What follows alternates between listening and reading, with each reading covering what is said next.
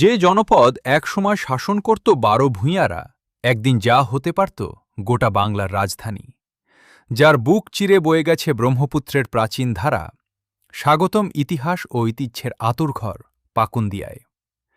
কিশোরগঞ্জ জেলা শহর থেকে মাত্র ১৫ কিলোমিটার দূরে পাকুন্দিয়া উপজেলা।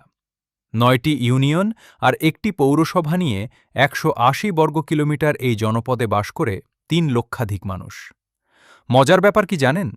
এখানকার নামকরণের পেছনে আছে এক বিশাল বৃক্ষ, পাকুর গাছ, যার থেকে নাম হয়েছে পাকুন্দিয়া। ১৯২৩ সালে পাকুন্দিয়া একটি প্রশাসনিক থানা হিসেবে যাত্রা শুরু করে, যা ১৯৮৩ সালের ১৪ সেপ্টেম্বর পূর্ণাঙ্গ উপজেলায় উন্নীত করা হয়। পাকুন্দিয়া মানেই ঐতিহ্য। বীর ঈসা খাঁর স্মৃতিধন্য ১১ সিন্দুর দুর্গ থেকে শুরু করে ১৭০০ শতকের ঐতিহাসিক শাহ মাহমুদ মসজিদ, কি নেই এখানে। পাকুন্দিয়ার মাটি সোনার মতো খাঁটি। এখানকার মঙ্গলবাড়িয়ার লিচু, টাটকা সবজির সুনাম ছড়িয়ে আছে সারা দেশে। কিন্তু শুধু কৃষি নয়, এখানকার মানুষের সহজ জীবন আর আতিথেয়তাই হল আসল ঐতিহ্য।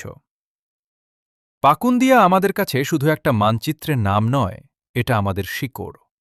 যারা পাকুন্দিয়া সন্তান, কমেন্টে জানান আপনার গ্রাম কোনটি, আর ভিডিওটি শেয়ার করে আমাদের এই ঐতিহ্যকে তুলে ধরুন বিশ্বমঞ্চে। দেখা হবে আবারও এই শেকড়ের কোনো এক বাঁকে। ততক্ষণ পর্যন্ত ভালো থাকুন, ভালোবাসুন আপনার মাটিকে।